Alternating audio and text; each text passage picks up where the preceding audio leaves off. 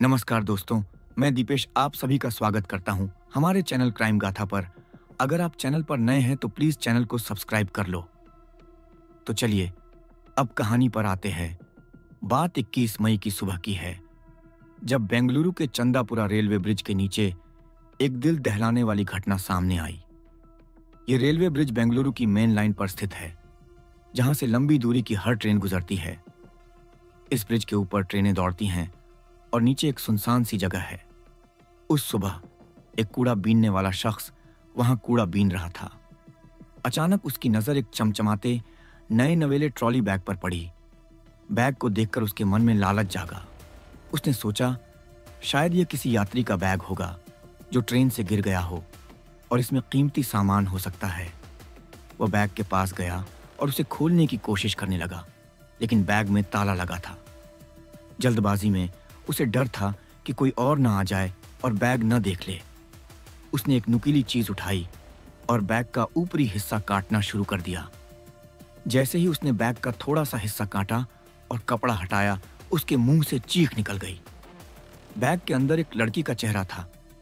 जी हाँ, उस trolley bag में एक लाश थी। डर के मारे वह चीखता हुआ वहां से भाग गया। उसकी चीख सुनकर आसपास के कुछ लोग इकट्ठा हो गए। उन्होंने बैग को देखा, जिसमें कटे हुए हिस्से से लड़की का चेहरा साफ दिख रहा था। चेहरे पर खून के निशान भी थे। तुरंत किसी ने सूर्यनगर पुलिस स्टेशन को फोन कर दिया, क्योंकि यह इलाका उनके अधिकार क्षेत्र में आता था। पुलिस की टीम मौके पर पहुंची और बैग को खोला।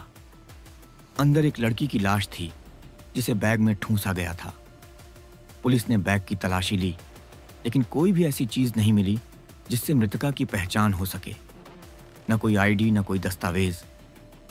लड़की की उम्र देखकर लग रहा था कि वह नाबालिग हो सकती है, शायद 16-67 साल की। पुलिस ने लाश को पोस्टमार्टम के लिए भेज दिया, बैग को अपने कब्जे में लिया और आसपास की तलाशी शुरू की, लेकिन कोई और सुराग नहीं मिला। पुलिस को यह साफ था कि बैग जिस जगह पड़ा था उसके ठीक ऊपर रेलवे ट्रैक था। पहली नजर में ऐसा लग रहा था कि बैग किसी चलती ट्रेन से फेंका गया हो। पुलिस ने अंदाजा लगाया कि शायद यह हत्या ट्रेन के अंदर हुई हो या कहीं और हुई हो और हत्यारा लाश को बैग में डालकर ट्रेन से सफर कर रहा हो। सुबह के अंधेरे में जब मौका मिला, उसने बैग को ब्रिज के नीचे फेंक दिया। सूर्यनगर पुलिस ने तफ्तीश शुरू की, लेकिन सबसे बड़ी मुश्किल थी कि मृतका की पहचान नहीं हो पा रही थी। हालांकि लाश का चेहरा बिल्कुल साफ था, जिससे पहचान संभव थी, लेकिन कोई सुराग नहीं मिल रहा था। 2 दिन बीत गए। 23 मई को यह खबर मीडिया और सोशल मीडिया पर फैल गई। बैग के अंदर से झांकते उस लड़की के चेहरे की तस्वीरें सोशल मीडिया पर वायरल हो गईं। चूंकि चेहरा साफ था, पहचान की उम्मीद थी। बेंगलुरु पुलिस के हाथ अभी भी खाली थे, लेकिन इस तस्वीर ने 2400 किलोमीटर दूर बिहार के नवादा जिले के हिसवा गांव तक पहुंचकर एक नया मोड़ ला दिया। हिसवा गांव में कुछ लोगों ने यह तस्वीर देखी और फिर यह हिसवा पुलिस स्टेशन तक पहुंची। पुलिस को चेहरा कुछ जाना पहचाना लगा। दरअसल हिसवा गांव में 15 मई को एक नाबालिग लड़की गायब हो गई थी। उसके पिता ने पुलिस स्टेशन में शिकायत दर्ज की थी कि उनकी 17 साल की बेटी रिया 15 मई को घर से निकली और लापता हो गई। उन्होंने यह भी आशंका जताई थी कि पड़ोस के गांव का एक शख्स आशिक कुमार ने शायद उनकी बेटी को अगवा कर लिया हो। पुलिस ने उस वक्त रिपोर्ट तो दर्ज की थी, लेकिन लड़की का कोई सुराग नहीं मिला था। जब हिसवा पुलिस ने सोशल मीडिया पर वायरल तस्वीर को देखा और उसे रिया के पिता की दी हुई तस्वीर से मिलाया, तो चेहरा काफी हद तक मेल खा रहा था। हिसवा पुलिस ने तुरंत बेंगलुरु पुलिस से संपर्क किया और बताया कि यह लाश शायद उनकी गायब लड़की रिया की हो सकती है। बेंगलुरु पुलिस, जो अभी तक अंधेरे में थी, को यह एक बड़ा सुराग लगा। हिसवा पुलिस ने रिया की तस्वीरें भेजीं और बेंगलुरु पुलिस ने पुष्टि की कि चेहरा लगभग पूरी तरह मेल खाता है। इसके बाद हिसवा पुलिस ने रिया के परिवार को लेकर बेंगलुरु पहुंचने की व्यवस्था की। मोर्चरी में रिया के पिता ने लाश देखी और फूट फूट कर रोने लगे। ये उनकी 17 साल की बेटी रिया की लाश थी। इस तरह 21 मई को चंदापुरा रेलवे ब्रिज के नीचे मिली लाश की पहचान हो गई। अब पहचान तो हो गई, लेकिन 2 बड़े सवाल बाकी थे। पहला, पोस्टमार्टम रिपोर्ट से पता चला कि रिया का गला घोंटा गया था और उसकी गर्दन की हड्डी टूटी हुई थी। डॉक्टरों के मुताबिक हत्यारे ने रिया के सीने पर बैठकर दोनों हाथों से उसका गला दबाया था, जिसके दबाव से गर्दन की हड्डी टूटी। यह साफ तौर पर हत्या का मामला था।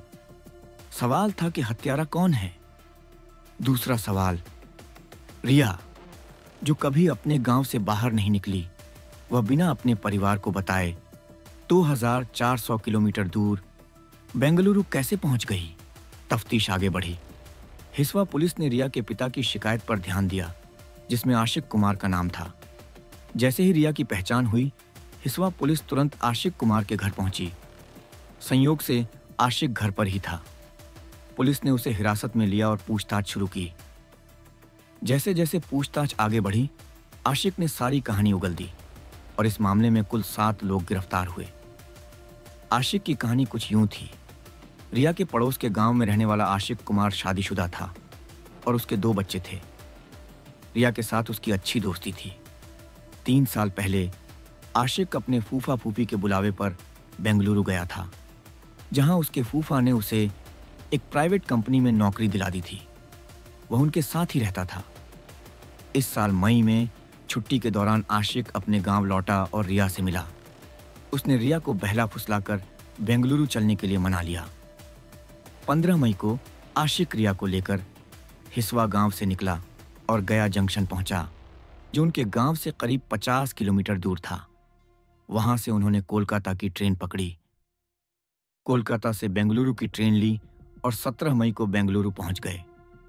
यह कुल 2400 किलोमीटर का सफर था। बेंगलुरु पहुंचकर आशिक रिया को अपने फूफा फूफी के घर ले गया, जहां वह खुद रहता था। फूफा फूफी को कोई आपत्ति नहीं थी, हालांकि वे जानते थे कि आशिक शादीशुदा है और उसकी पत्नी और बच्चे गांव में हैं। 20 मई की सुबह जब फूफा फूफी ड्यूटी पर चले गए, घर में आशिक और रिया अकेले थे। दोनों में किसी बात पर झगड़ा हुआ। झगड़े के दौरान आशिक ने रिया का गला घोंट दिया।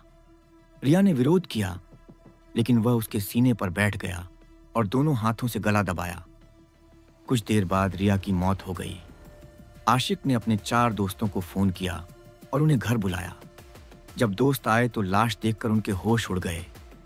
आशिक ने उन्हें धमकाया कि अगर उन्होंने उसका साथ नहीं दिया तो वह उन्हें भी फंसा देगा।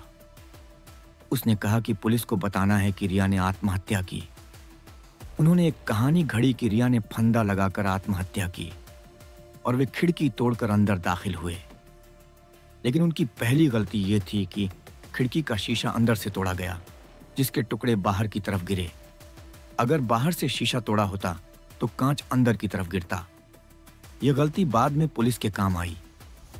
शाम को जब आशिक के फूफा फूफी घर लौटे तो लाश देखकर दंग रह गए। उन्होंने सुसाइड की कहानी पर एतराज किया और सुझाव दिया कि लाश को ऐसी जगह ठिकाने लगाया जाए जहां वह कभी न मिले। उन्होंने एक ट्रॉली बैग में लाश ठूंसी। फूफा ने अपने मोबाइल से ओला कैब बुक की। देर रात आशिक और उसके दोस्त उस बैग को लेकर चंदापुरा रेलवे ब्रिज के नीचे पहुंचे। वहां सुनसान जगह पर बैग फेंककर वे वापस लौट गए। अगले दिन वे बेंगलुरु से बिहार चले गए। बेंगलुरु और हिस्वा पुलिस ने मिलकर इस केस को सुलझाया। 7 लोग गिरफ्तार किए गए, जिन्हें बिहार पुलिस ने बेंगलुरु पुलिस को सौंप दिया। पुलिस अभी भी यह जांच कर रही है कि कहीं और कोई शामिल तो नहीं था।